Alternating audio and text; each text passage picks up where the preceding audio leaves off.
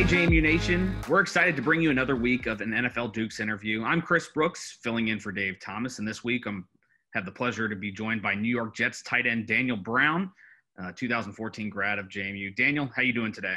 I'm good. How are you? Good.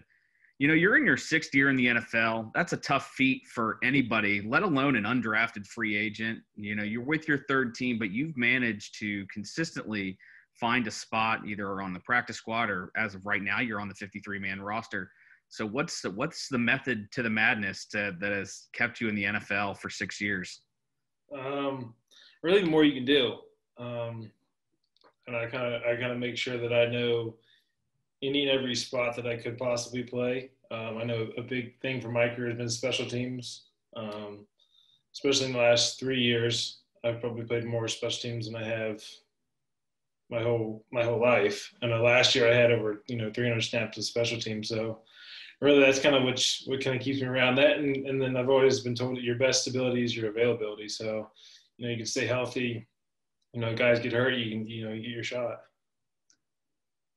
This year's certainly been very different than any of the other ones you've had since you joined the NFL ranks with the global pandemic that's been going on since March here in the United States.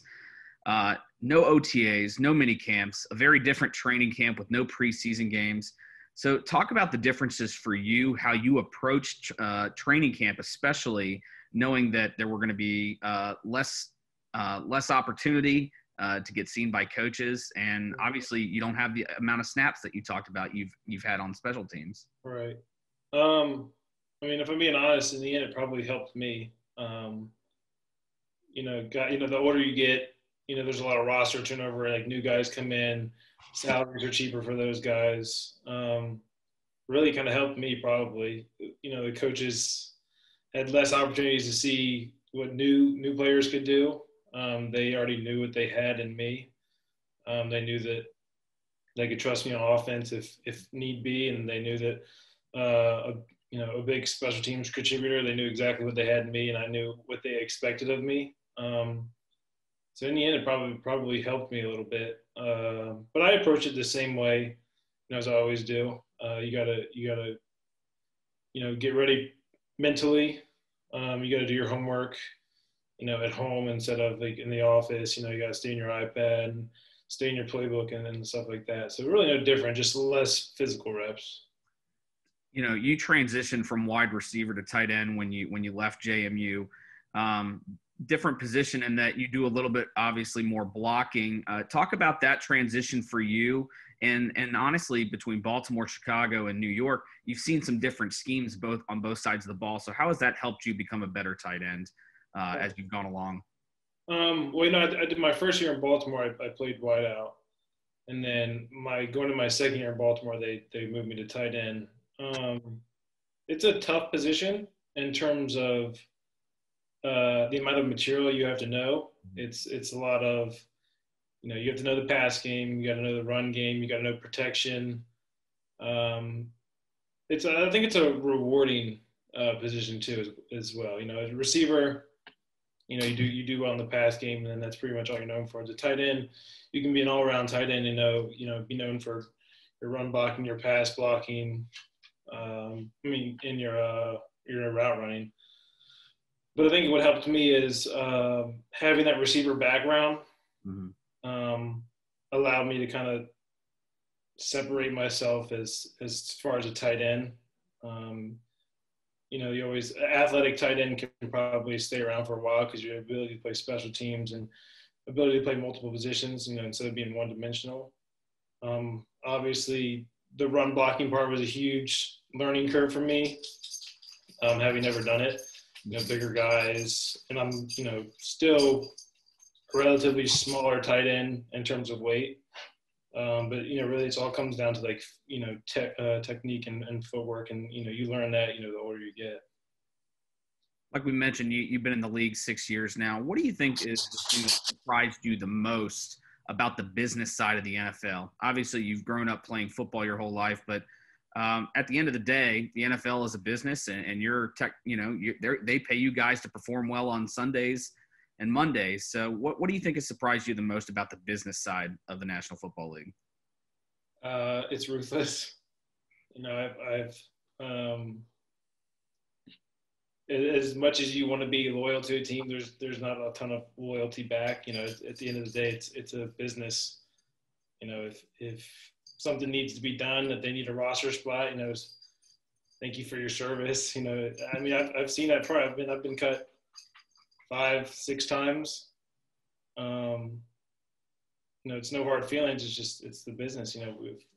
We really like you. We appreciate all the work you did. We need roster spots. We'll try to get you back if we can. But it's not something you can really experience or know about until you've actually been in the NFL. It's really a business. That leads me into my next thing. Who was your favorite team growing up? I was a Tampa Bay Buccaneers fan. Okay, so you go to Baltimore. You've been in Chicago. You've been in the Jets. How many times have you played the Bucs in your career? 3. 3. Okay. So let me ask you, when you join the NFL ranks, does the fandom kind of go out the window? Or do you still in your heart, you hope they do well if they don't play you? Or is it kind of like, I'm a fan of only who's paying my checks right now? Yeah. No. There's no, oh yeah, I'm not a fan of anybody in the NFL anymore. It's New York Jets, go Jets. All else is out the door. I was the first time I played in Tampa Bay, it was cool because I always wanted to play in that stadium. Right. But after that, it's go Jets or whatever team you're on.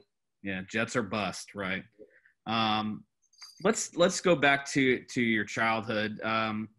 Talk about how you got into the sport of football. How old were you, and what was your favorite position you played as a child, and just talk about your start in the game.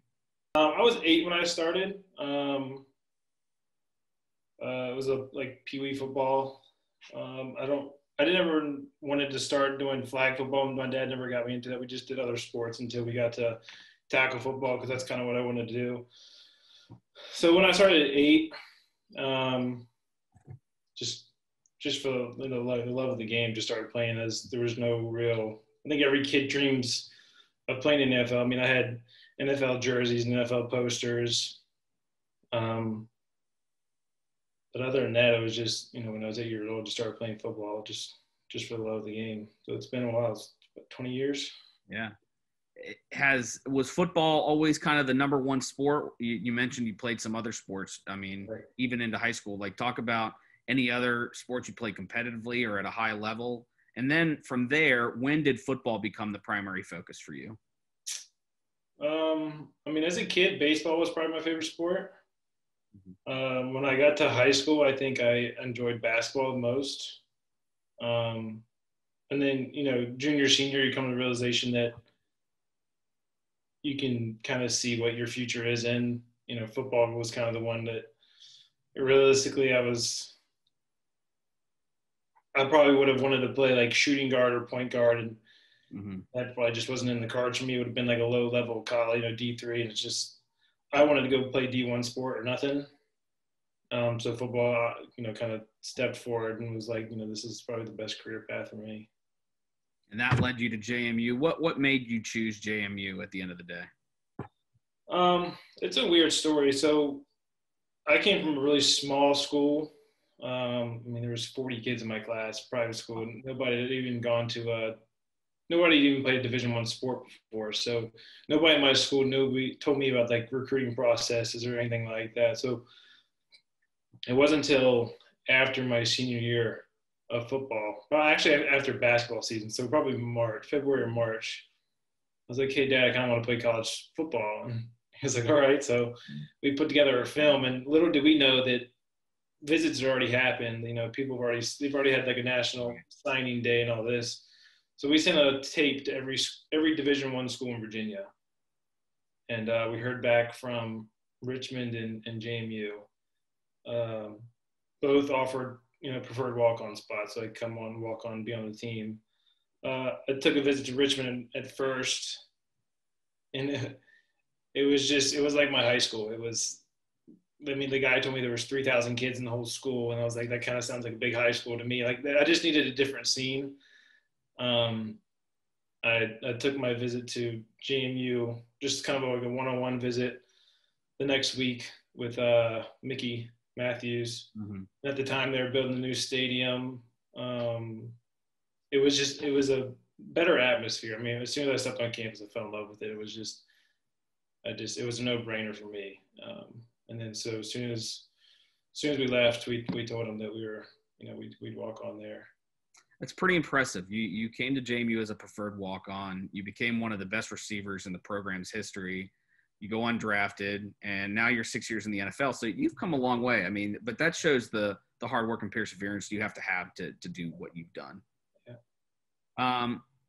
Looking back at your JMU career, what would you say your favorite memory from being in Harrisonburg is? Sports-wise, or just in general? In general. I don't know. It's too many, honestly. I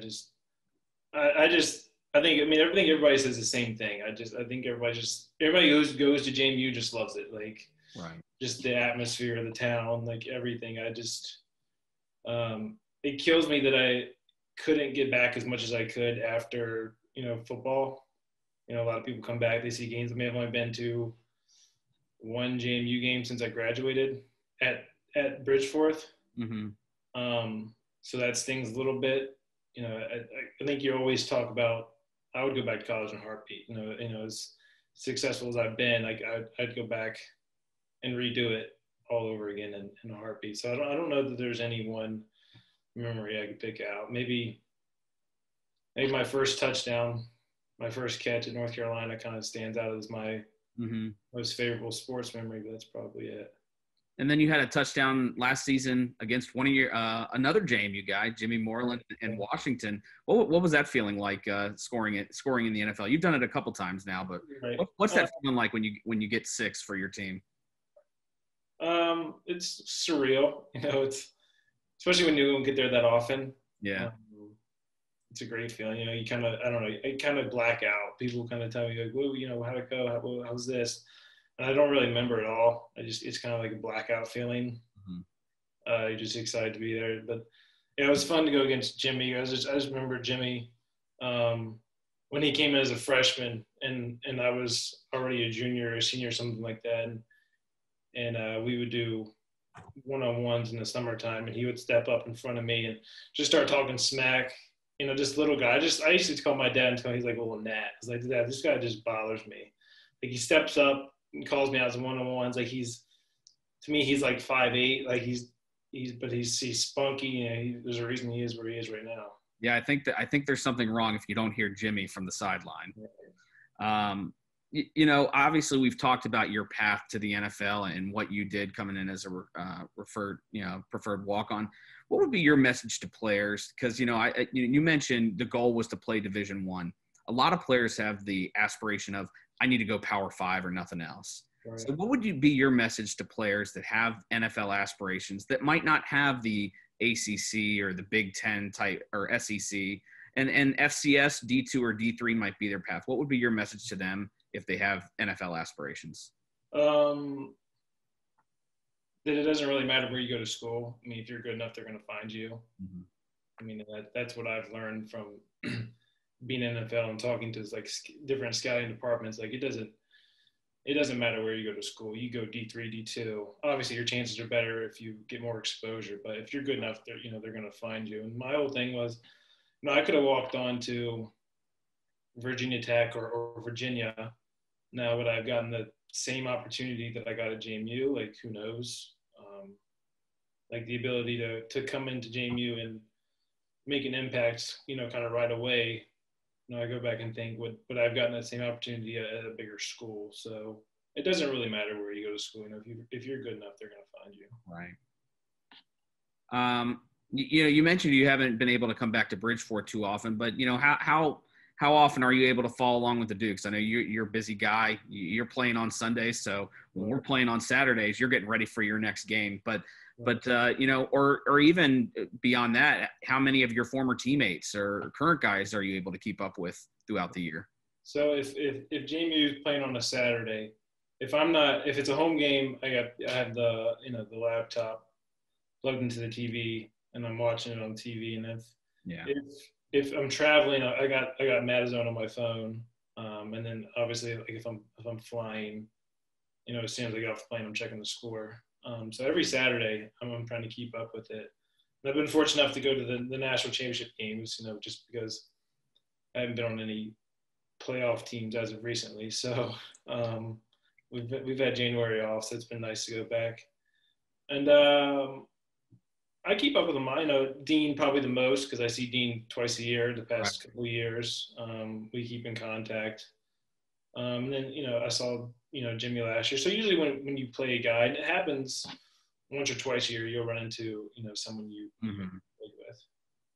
Yeah, Dean mentioned that he had sent you a text leading into week one. Right. Obviously you guys will have your redemption opportunity later in the season, but it's got to be pretty neat to look across the sideline and see a guy be like, that used to be my teammate. Yeah, it's funny. It's fun to go against Dean because me and Dean were the same age. So I just remember going back to like senior year. He was kind of big dog on defense, and I was, a bigger guy on offense. So they would always match us up against each other. And I just remember last year, and both of our last games, obviously they were going to playoffs, so they were kind of playing some backups. And we'd had some injuries, so obviously I was like starting that game. So me and Dean matched up against each other quite a few times last year. I just remember every time we were blocking him, like it was kind of like high schoolish. It was almost like kind of giggling and like buddy thing. He guarded me on a route, and as soon as he tackled me, like starts laughing, like helps me up. It's fun to go against Dean just because we've been together for so long. I mean, the last time he would have tackled you would have been practice in 2014. So that's got to be kind of neat. Yeah. Going a little more on the personal side, talk a little bit about your family and how everyone's kind of fared through this pandemic. Everybody's done well. We haven't had nobody's gotten sick.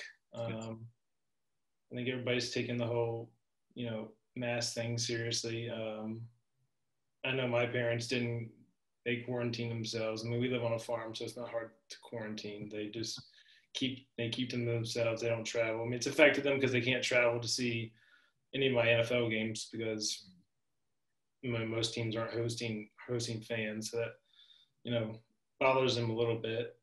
But for the most part, everybody's been pretty safe. That's good. You mentioned the empty stadiums.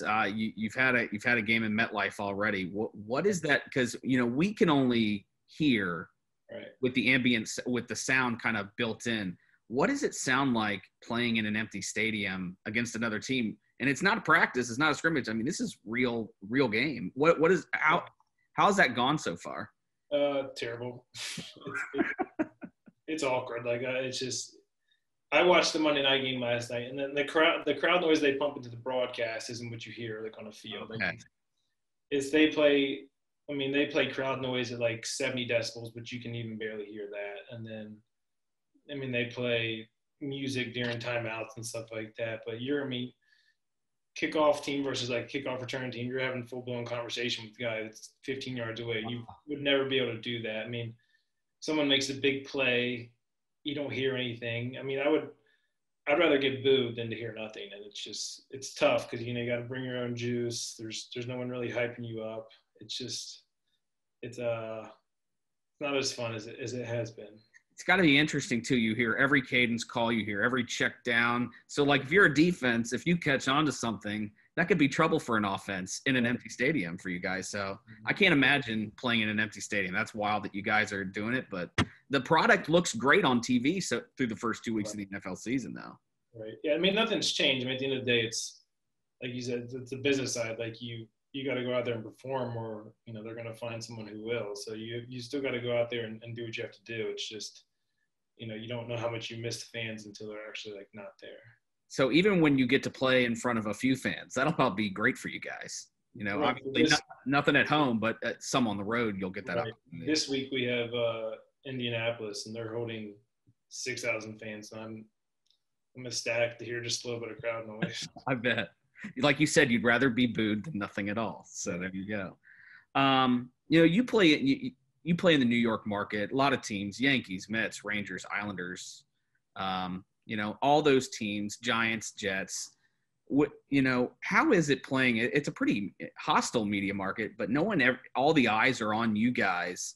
Right. Does that added pressure? Do you block it out? Like, how do you manage? Because you guys you're in one of the biggest cities in the world, so in playing a professional sport. So how do you kind of manage knowing that extra eyes are going to be on you every time you go out. Yeah, New York's definitely a tough market. I mean, when you lose a game, the sky's falling around here. Like, already written us off, like, oh, #1 draft pick. Like, it's just, and the fans are, I mean, obviously you understand their pain. Like, they want to see winning football, and then sure, the media just, there's nothing positive. It's easier to write negative stuff than it is positive stuff. Obviously, so right now we're 0-2, the sky's falling, the season's over. It's pack it in. But they don't know what's going on like inside the building. So, they see the worst of it. They don't get to see, what actually is going on. So they don't actually know. They're not in the building. So you just kind of have to like block out the noise kind of thing. Just continue doing what you can do and just kind of block out all the outside noise. And speaking of blocking out the noise, aside from football, what do you enjoy doing when you're away from the game?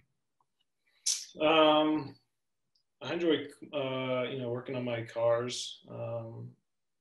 I have an apartment with a garage, so I go down there and, either cleaning them or working on them. I'm a big video game guy.